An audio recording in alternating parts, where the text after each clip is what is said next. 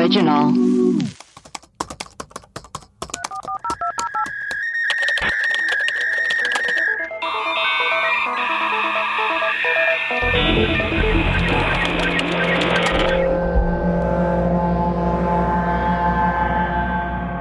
Hello, and welcome to Webcrawlers, the podcast where we do a deep dive into some of our favorite mysteries. Each week, we will introduce our topic, lay out our research and findings, reveal some conspiracy theories, and conclude with our own hypothesis. I'm Allie Siegel. I'm Melissa Stettin. And I, producer Maria. Melissa, who are our patrons for today? We've got Crystal, Kelly, Ian, Poo Poo Pee Pee. Who wrote that in there? I did that while we were waiting to record. Sorry about that. Guys, welcome to the team, Poo Poo Pee Pee. Especially Poo Poo Pee Pee. Welcome, guys. We're so excited to have you. Melissa, what is our episode on today? This episode was suggested by Matt Scuda in the Discord. Shout out to Maria's Demon, who continues to, every month, emails us a list of everyone's suggestions in the Discord. It is so helpful. Awesome. That's so sick. And if I check the web crawlers emails, I would really benefit from that list. There's a whole spreadsheet. It's organized by people's names. There's links to the stories. It's incredible. That's it's incredible. wild. Thank you. That's so crazy. So imagine you're working at Long John Silver's or McDonald's or any other fast food joint, and your boss calls you into the office and tells you that the police are on the phone and they're telling your boss to strip search you because they have you on video stealing from a customer. Oh my God. What would you do? You would most likely tell them to fuck off or be like, what kind of sick joke is this? Yeah. Yeah. There's no way you would let this happen, right? No. Well, unfortunately, many people have fell for this. It's something that actually happened about 70 times in the United States. What? It's called the strip search phone call scam. Let's get into it. What is this? Like a crank yankers thing? Crank yankers. Have you seen the movie Compliance? No, I don't think so. You haven't. I mean, maybe I have. Baby. It's starring Ann Dowd and my friend Pat Healy. Oh. And it's about this. It's about this thing, a real thing that has happened. Oh.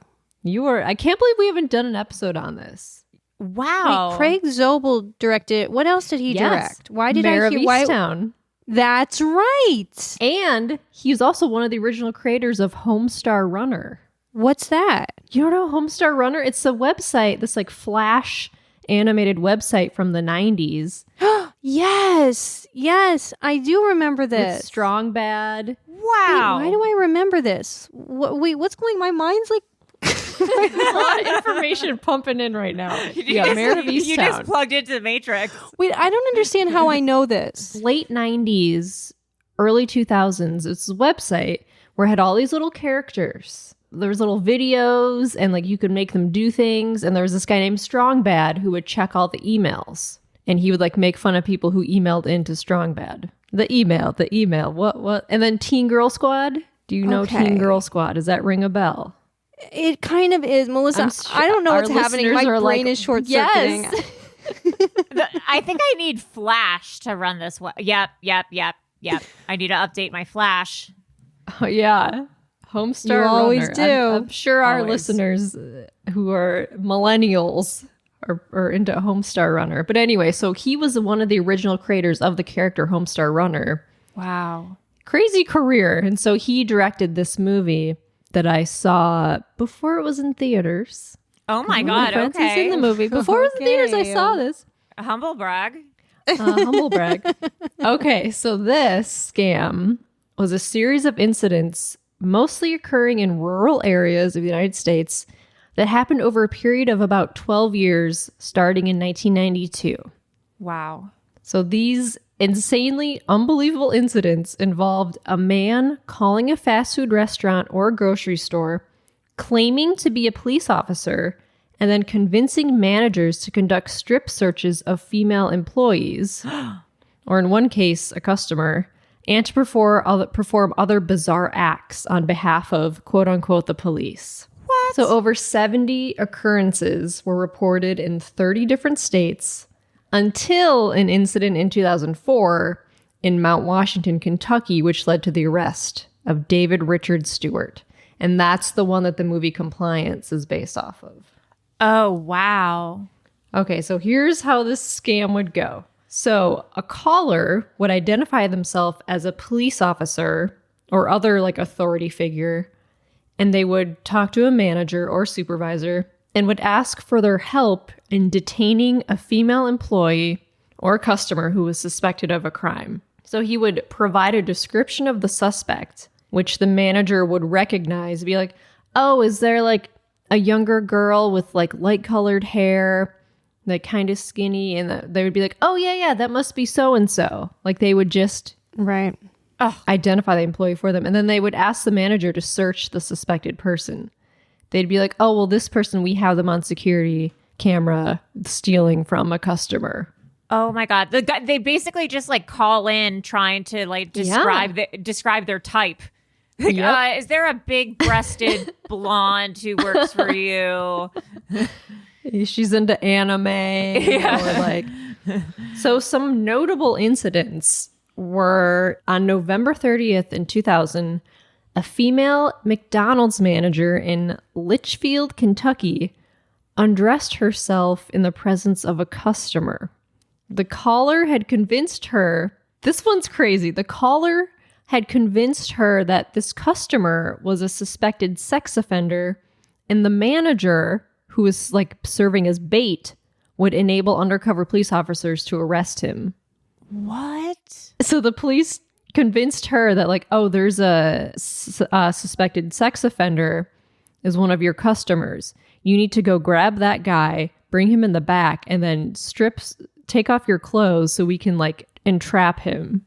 Oh my God. And like arrest him. Oh my God. Crazy that anyone would fall for that. And then another one, a caller identified himself as either like a Salt Lake City County officer, called in Applebee's on October 16, 2003. The caller claimed that one of the restaurant's employees stole money from a customer and needed to be searched. So the person then asked the employee who answered the phone to describe all the waitresses working at the restaurant and to name them. Oh my God. And then after receiving the names, the caller told the employee that the waitress, who was 42, needed to be searched. It was like, oh yeah, it's that one. She needs to be searched. Jeez. So the other employees were then threatened with arrest if the waitress was not strip searched. Like the guy on the phone would be like, well, everyone will be arrested if you don't just search this one person. I'd be like, if someone called me and said, hey, I'm the cops, I would need more info. I mean, I don't know what. Yes. I feel like someone doesn't just call you and say, hey, I'm the cops, get naked. I mean, maybe the 90s were a more innocent time. Yeah. People were more trusting. Definitely more scams because the internet wasn't really a big thing, so no one could really research this. I guess the 90s were like Miss Cleo, psychic hotline. People just believed all this kind of stuff. So this prank caller told the employees that the waitress would be strip searched in jail if they did not follow his orders. Oh my God. So despite her repeated protests, the waitress complied and she undressed. They called the sheriff's office and were like, is this happening? And the sheriff was like, what are you talking about? So the sheriff gets there and this woman was like crying. And the sheriff was like, what the fuck is going on? Like, that was not us on the phone. They found out that 2 other local Applebee's restaurants were contacted by the same prank caller, but those employees didn't take the bait. And they were like, no, this isn't real. So like they were like had the sense. Oh my God. Like, no, this isn't real. But some people are gullible. They'll believe anything. And then in February 2003, a call was made to a McDonald's in Hinesville, Georgia. So the female manager, who believed she was speaking to a police officer who was with the director of operations for the restaurant's upper management, took a 19-year-old female employee into the women's bathroom and strip searched her because she was suspected of a crime. And she also the manager brought in a 55-year-old male janitor who conducted a body cavity search of the woman to uncover hidden drugs. Oh, what? Yeah. So McDonald's and GWD Management Corporation, which was the owner of that specific franchise, they were taken to court over the incident. Yeah. And phone records indicate the call came from a Florida payphone. And it turns out that McDonald's was not held liable, but the franchisee company was. I guess that kind of makes sense, but... Yeah. Why did they bring in the janitor to do the cavity search? Because someone on the phone was like, we need a male to come in and search. This is horrifying. This is crazy. This is really bad. You gotta watch Compliance. It's nuts. Oh, that poor woman. I like that hot take, Maria. I'm just can't believe it's like the poor woman. Yeah, I agree. It's not good. It's insane. 2003, July. A Winn-Dixie grocery store manager in Panama City, Florida, received a call instructing him to bring a female cashier who matched a description provided by the caller, of course, into an office where she was to be strip searched. So the cashier was forced to undress and assume various poses as part of the search. Oh. The incident ended when another manager entered the office to retrieve a set of keys. And it was like, what the fuck is going on? Were they being videotaped? Like, could the caller see what was going on? No. Or did they just get satisfaction? They just got satisfaction over that they were doing this. Yeah. And then in March 2004, a female customer at a Taco Bell in Fountain Hills, Arizona was strip searched by a manager who received a call from a man claiming to be a police officer. And this happened like numerous other times. And then we get to the Mount Washington scam. Oh, God. This is the one that Compliance is based off of. This is like, I believe, the most like insane one. So on April 9th, 2004, a call was made to a McDonald's restaurant in Mount Washington, Kentucky. And according to assistant manager Donna Summers, the caller identified himself as a policeman named Officer Scott. So the caller gave Donna a vague description of a young white woman with blonde hair who was suspected of stealing a wallet from a customer. Oh, God. So Donna believed the description matched that of Louise Ogborn, a woman who was currently working at the restaurant. She's like, oh, that must be Louise you're talking about. Oh, no. You dummy. So Donna brought Louise into the manager's office. Louise was 18, I believe, 18 or 19. So Donna brought Louise back into the manager's office. And Officer Scott said that either Louise be searched at the restaurant or she could be brought into the police station, but she would be waiting there a while because there were no officers available at the moment to handle such a minor matter. They're like, oh, you could help us out by strip searching her right now, or we could bring her into the police station, but she probably doesn't want to do that. And Donna was like, oh, yeah, sure. So after some back and forth, Louise removed her clothes, and then manager Donna placed her clothes in a bag and took the bag out to her car and left her car unlocked because the officer's like, we need you to put all of her belongings in a bag, take them outside so we can retrieve them. My God. So she took all of her clothes outside. Louise then put on an apron to like partially cover herself. Kim Dockery, who's another assistant manager, was in the office at the time. And she thought that she was there as like a witness to the search. She's like, oh yeah, I'm the police. The guy on the phone was like, we need a witness. And this woman, Kim, was like, yeah, I'm a witness. So there's like these two women in there. This was all on surveillance camera, by the way. Jesus Christ. All of this. So the caller also said not to tell any of her colleagues this was happening in the office because it was an open investigation. So during like rush hour, there's like, customers coming in the manager's office. There was Louise like naked and like Donna there who was like on the phone with this officer while like customers were coming in and out. This is so awful. So then Kim left after an hour, and Donna told Officer Scott that she needed to be working at the restaurant's counter because it was Friday night and it was super busy. Oh my God. So then the caller told Donna to bring in someone else who she trusted and who could assist with the investigation. So then Donna got one of the cooks, Jason, to watch Louise. So Jason's now in the office alone with Louise. Oh, Jesus. And so he's on the phone with this police officer. So this caller ordered Jason, the cook, to remove Louise's apron and describe her body to him. Okay, I mean, at this point, how is someone not like, this is a prank call? Well, the cook refused. Okay, good. He was like, I'm not doing this. This is insane. But he didn't think to call the police. He didn't think it was a scam. He was like, this is fucked up. I'm not doing this. But he didn't do anything about it. Ugh.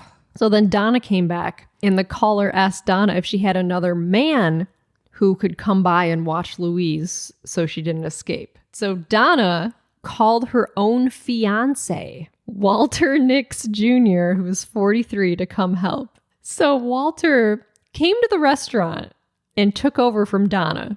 So it was just Walter and Louise in this manager's office. And so Donna hands the phone to Walter and was like, there's a police officer on the phone. You need to talk to him. And so Walter ended up being there for 2 hours, obeying this phone caller's instructions. So while Walter was alone in the office with Louise, the caller asked him to remove Louise's apron, ordered her to dance and do jumping jacks while she was naked. It's because the police officer claimed that if anything was hidden in her orifices, that would come out. Oh my God.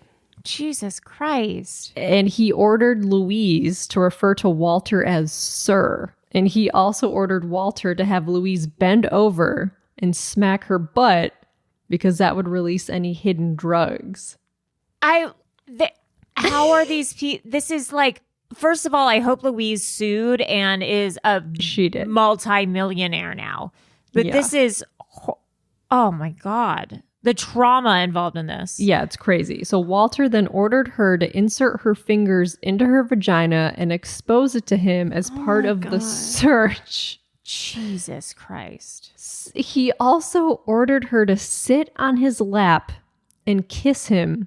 The police said that if she had consumed drugs or alcohol, he'd smell or taste it. And when Louise refused to do it, he spanked her until she promised to do so. The police officer was like, she's not obeying any of this. You need to tell her that, like, you're being serious. She needs to call you sir. You need to punish her for not obeying you. Oh my God. And the caller also spoke to Louise and demanded that she do as she was told or face worse punishment. Jesus Christ. So after Louise had been in the office for 2.5 hours, she was ordered to perform oral sex on Walter. For what? I mean, how did the quote unquote cop...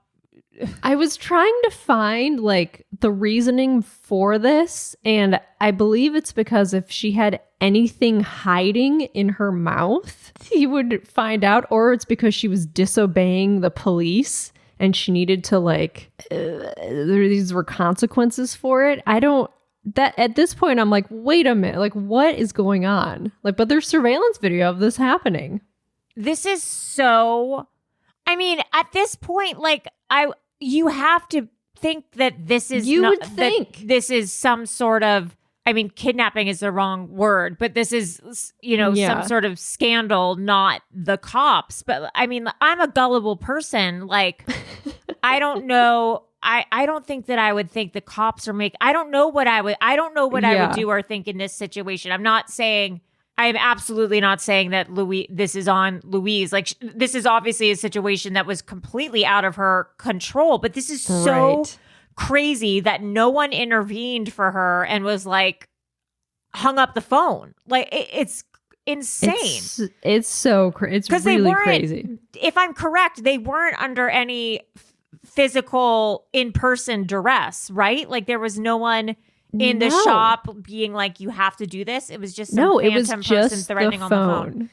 This goes to show you how insane people are. Like, not just the person who called, everyone who was complicit in this. It's like that experiment, That magician guy did? No, the yeah. the one in the jail. The prison, the Stanford prison experiment. Yeah. It's that. It's the compliance thing. It's the one where the people were behind in another room and the person in the other room was getting shocked, supposedly. And there's videotape of it, and they have someone with a dial, and they go, okay, press the dial to a 1, and then you hear the person in the room going like, like it's not a real person, it's an actor. Right, yeah. But the more they turn the dial up, the more the people scream, and it gets to the point where they're like, okay, now go to a 10, and the people are like, I don't want to do it. And then the people leading the experiment are like, no, you have to do it. And people comply, and they're like, okay, because you told me so, I'll do it. When they know they're literally torturing someone in another room. That's so crazy. It's human nature to not want to like get in trouble or to follow disappoint. rules. Yeah. Oh my gosh. Yeah, it's like really what was weird. that show? Was it Dan Brown's? Yeah, that's what I was talking about. Yeah. Where the people just like the first experiment was when he like auditioned people to be on the show. He would just like he had like 10 actors, and then like one real person would come into a room, and then the 10 actors would just like, they would all stand up from their chairs like for no reason, and then like the one person who was like real would like stand up just because everyone else was standing up. Yeah, it's like the Lemming and then they effect. would sit down, and the person would be like, okay, well, everyone's sitting down, I guess I'll sit down now. It's crazy. It's really wild because you think the guy that was in the room with her, Walter, is that the guy, the fiance? Yeah. It's like, I just it's weird. It's just weird. It's just very... Because I bet on a day-to-day basis, none of these people are quote-unquote bad people. I'm sure they're nice people going about their lives and then got in this bizarre circumstance and lost Have it. probably never gotten in trouble with the police and were like... oh man, Yeah. It's beyond me. Let's take a quick break for announcements. Webcrawlers has a Patreon to get access to rewards, bonus episodes, shout outs, discounts. Please go to patreon.com/webcrawlers. You can donate as little as $2 a month to become one of our patrons. Also, please rate and review us on Apple Podcasts. If you get us a 5-star review, we will shout you out and read it. Also, Erios has a hotline. Insert jingle here. 626-604-6262. It's really been popping off. Please continue to call us, and we will continue to play all of your voicemails about Austin Powers. Now, back to our regularly scheduled programming. So during this 2.5 hours, Donna would come back into the manager's office periodically. But during these times, Louise was instructed to cover herself back up with the apron. Like the police officer was like, well, when Donna comes back, just cover yourself. And then the caller told Walter he could leave, but only if Donna would find someone to replace him. And so Walter left, but he immediately called a friend and told him, I have done something terribly bad. Like he knew he did something fucked up. Oh, God. So then Walter left, and it was still like Friday night. Donna needed someone to take Walter's place in the office. And so she found Thomas, the restaurant's maintenance man, who had stopped in the restaurant for some dessert. She told Thomas to go into the office and watch Louise. Oh, my God. But so Thomas gets in there, and he was on the phone, and he refused to go along with any of the caller's demands. Good for Thomas. He was like, no, this is fucked up. And then at this point, Donna became suspicious, finally, and decided to call a higher level manager. Because the police, the officer Scott, claimed that he had been speaking with an upper level management person from that McDonald's. And she disbelieved him. So Donna called her boss and was like, okay, what's going on with this police officer? And she found out that the boss had been sleeping and had not spoken to any police officer. And she finally realized that she had been scammed. The caller abruptly ended the call. Oh my God. And then an employee dialed *69. and they got the number of the caller's phone number. So Donna was now like hysterical and was apologizing, and Louise was like shivering and wrapped in a blanket. She was finally released from the office after 3.5 hours. Oh my God. And they called the real police to the restaurant. They ended up arresting Walter on sexual assault charges, and then they began an investigation to find perpetrator of the scam call. The entire incident was recorded on surveillance camera. Donna watched the tape later that night because she had no idea what was going on. And then she broke off her engagement with Walter. But Donna's also complicit. I'm sorry, but like, Donna, you go to hell also. You're an idiot. She's an idiot. Like, they're all... Yeah, it's really wild. So the Mount Washington police, after doing a very simple Google search, quickly realized that this scam had been happening for over 10 years. Like, there were incidents online of this happening. Oh my God. But none of the other incidents had continued for as long or had as many people involved. This one was the worst one by far. So after their initial suspicion that the call had originated from a payphone near the McDonald's restaurant, from which the perpetrator could see both the police station and the restaurant, they determined that it was not from a payphone from Kentucky. It was actually a payphone in Panama City, Florida. So they weren't even in the same state. Wait, the police station is that close to the restaurant? Yes. Someone Yes. could have just walked over to the police Yes. station and been like, hey, Oh my is God. is there someone calling over here telling us to Yeah. spank our... It was like a block away. are these people still alive? I want to find Donna. These people, I'm furious. So they learned that the call was made with an AT&T phone card from Walmart. So they contacted the police in Panama City, Florida. So the Panama City police told the Mount Washington police that this detective in Massachusetts was already conducting an investigation for something that happened in Massachusetts. And then several similar scam calls had been placed to Boston area restaurants.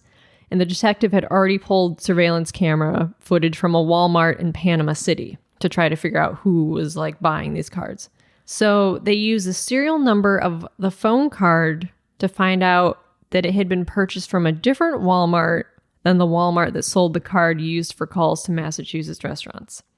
So they had the records of the Panama City Walmart, which showed the cash register and the time of purchase of the phone card. So they were able to find surveillance camera footage of the purchaser of the card. They saw that it was purchased at a certain time, and they went through the camera footage and saw a guy walking through like the cash register line and like buying it. So the purchaser of this card was wearing a correctional officer's uniform of the kind used by Corrections Corporation of America, a private security firm. Oh.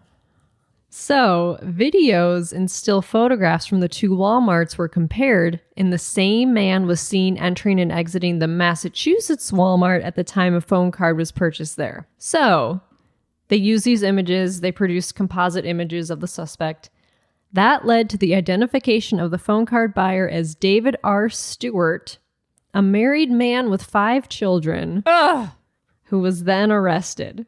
Good. So during his questioning by police, David Stewart insisted he had never bought a phone card, but the detectives found one in his home that had been used to call 9 restaurants in the past year, including a call to Burger King in Idaho Falls on the same day when the restaurant's manager was reportedly duped by a scam call. They also found in his house dozens of applications for police department jobs, Oh my hundreds God. of magazines and police-style uniforms, guns, and holsters. So this dude was like obsessed with being a police officer, even though he was like a security guard at like a private firm, but he was obsessed. Oh my God. Can I interject real quick? Yes. It says that Louise was sodomized as well. Oh, I didn't read that in the report. Oh, no. Oh, Jesus. Oh, no. These fucking people. Okay, That's sorry. That's Yeah. insane. Sorry, continue. Please tell me Walter went to frickin' jail. Yes, Oh, he did. Okay. So David Stewart was extradited to Kentucky to be tried on charges of impersonating a police officer and solicitation of sodomy. If convicted, he faced up to 15 years in prison. But on October 31st, 2006, he was acquitted of all charges. What? Both the defense and the prosecution attorneys said that a lack of direct evidence, such as a recording of the caller's voice, might have led to the jury finding him not guilty. They didn't have they had no recorded sound of his voice doing this. So they couldn't find him guilty. Oh my. So he remained a suspect in similar cases throughout the United States, but police have stated that since David Stewart's arrest, the scam calls had stopped. So he got off. Okay, we just had to edit out something that I said, but That was illegal. that was illegal apparently. But this is why, you watch these Marvel shows like Daredevil or The Punisher with these vigilante superheroes who take on the justice where, the cops can't. Yeah. There's a case for vigilante heroes Yeah. who could maybe do to this guy what the justice system failed to do. Is that a better way to say what I wanted to say? Yes. Is no phone crime then, can you not... Is anyone that does a scam on the phone never convicted then? I don't understand. I think you have to have a recording of it. Yeah. They had no recording of his voice. There was So probably what they reasonable doubt. what they should have done was not arrested him yet. They should have But try to waited. trap him. They should have tried to entrap him in some way. Yes. Yeah, that's why Yeah. you should be chief of police. And when I run for chief of police, Yeah.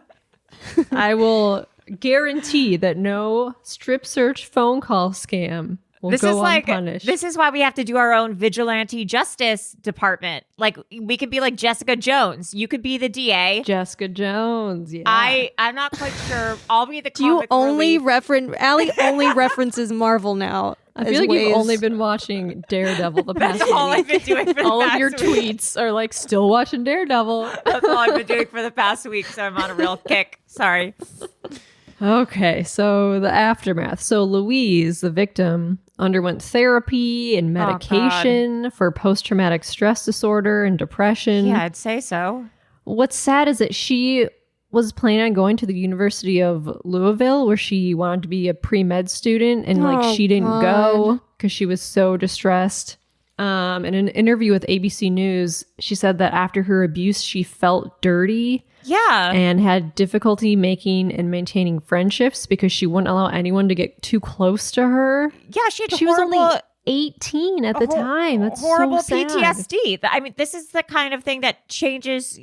Yeah. With hard work, you can live, a successciul life. But I mean, this changes the entire course of your how are you going to existence. trust anyone? It's just, I can't imagine. So Donna ended her engagement with Walter. She was fired from McDonald's for violating corporate policies prohibiting both strip searches and for allowing a non-McDonald's employee to enter the restaurant's office. She entered an Alford guilty plea to a single count of unlawful imprisonment as a misdemeanor and was sentenced to 1 year probation. That bitch. She should have gone to jail for something. Kim, who was one of the managers who was there initially, was transferred to another location. Walter pleaded guilty to sexual abuse, sexual misconduct, and unlawful imprisonment. The judge agreed to a plea deal for Walter in exchange for his testimony against David Stewart. But due to the level and length of his involvement in the physical crimes, Walter was sentenced to 5 years in prison. And then some lawsuits. So 3 years after the incident, still undergoing therapy, Louise sued McDonald's for $200 million for failing to protect her during her ordeal. Her grounds for the suit were that McDonald's were aware of the danger of a possible hoax because they had defended themselves against lawsuits from similar incidents at restaurants in 4 other states. So McDonald's had known of this scam. See, that's what the police should have done. So they should have done a nationwide, like, fast food. They should have gone to the managers of all these franchises and gone, be on the lookout for this. Let your employees know this. If you get this phone call, then you need to alert the authorities immediately and record it. Yeah. So they knew, because this had been like, people had taken McDonald's to court for this stuff a few times in the past, so they knew. Jeez Louise. I can't believe it. I can't believe it that he could get away with that. Now I want to change my Zoom background from not having McDonald's anymore. Like, I'm pissed. Yeah. That's the stand. That's the stand Allie takes. And no more Zoom backgrounds of McDonald's. So her other reason for the suit was that McDonald's had been subject to similar hoaxes at least 2 years before, and they had not taken appropriate action. That makes sense. So Donna also sued McDonald's, asking for $50 million for failing to warn her about the previous hoaxes. So, like, that seems fair. When I worked at 1-800-DENTIST, and yes, I did. Huh? Excuse you? I worked at the call center for 1-800-DENTIST. There was, it was just this call center that I worked at. What did you do? What did I would just, you sit there and then people call in needing a dentist, and then you find a dentist in their area. Oh, that's nice. Yeah, that sounds But there fun. was this, there was there was be on the lookout for the P-man. It was like a thing to be on the lookout for because there was a guy that would call in and would be very inappropriate toward the call center. It was like be on the lookout for the P-man. They called him the P-man. What would he say? I don't know. I never. You didn't talk to the P-man? I never talked to the P-man. But it was, I'm just saying that you can alert people to be on the lookout for these kinds of callers. For sure. If 1-800-DENTIST can do it, fucking McDonald's can do it. That's the slogan for this episode. If 1-800-DENTIST can do it. So then McDonald's based its defense on the 4 points that they claim that Donna deviated from the company's management manual, which prohibits strip searches. Therefore, McDonald's should not be held responsible for any actions of Donna outside the scope of her employment. Sure. Number 2, workers' compensation law prohibited employees from suing their employer. That's what McDonald's claimed. And then that's fucked. They said Walter Nix, who actually performed the acts, was not a McDonald's employee. Number 4, this is fucked up. They said the victim did not remove herself from the situation, contrary to common sense. I'm honestly not eating. I haven't eaten at McDonald's forever, but I'm not eating at McDonald's anymore. I'm sorry. That's fucked. How dare they blame this on the victim? Their victim. Oh my god. Dare they? That's so fucked up. Maria's thinking about the hash browns and she's weighing the pros and cons. Hash browns, victim blaming. No.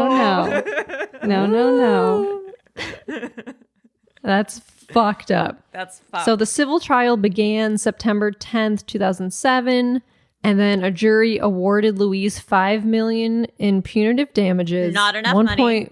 $1.1 million in damages and expenses.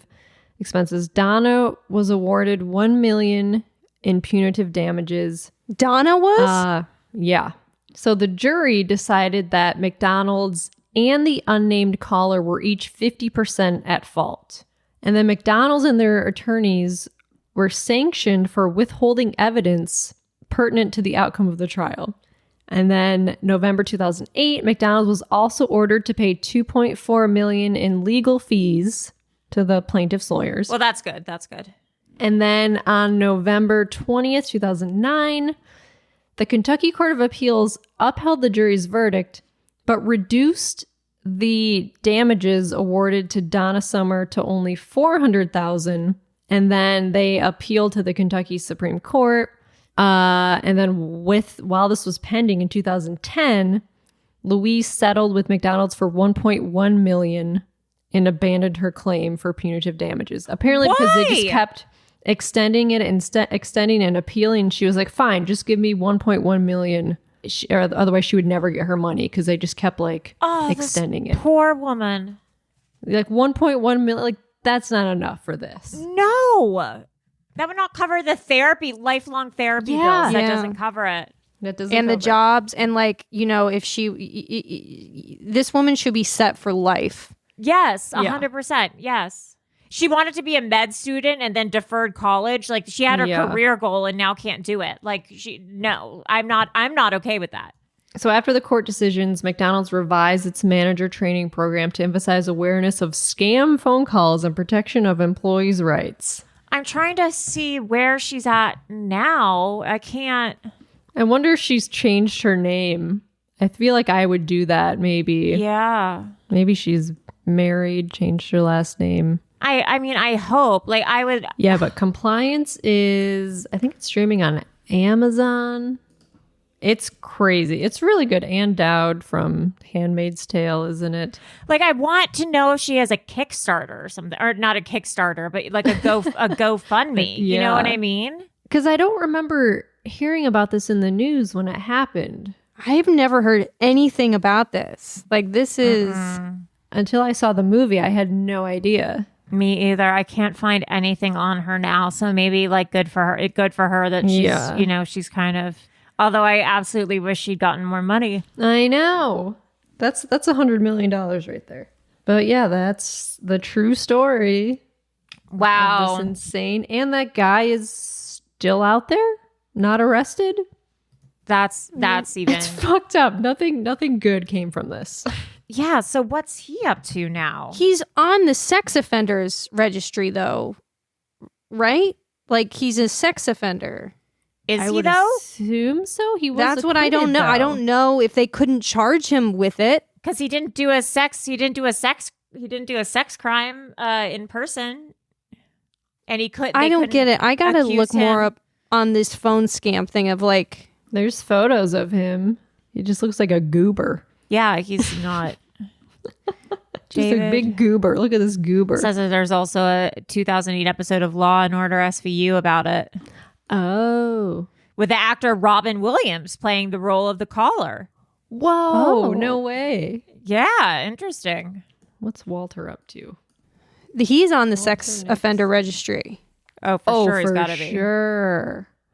All right. Well, if you have ever worked at a company that had a scam call or a weird call like this, or if you know anything more, if you're able to find more about the whereabouts of these people now, we'd love to know. Melissa, where can people reach us? You can email us at webcrawlerspod@gmail.com. All right. Well, I am Allie Siegel. I am Melissa Stetson. And I, producer Maria. Bye. Bye.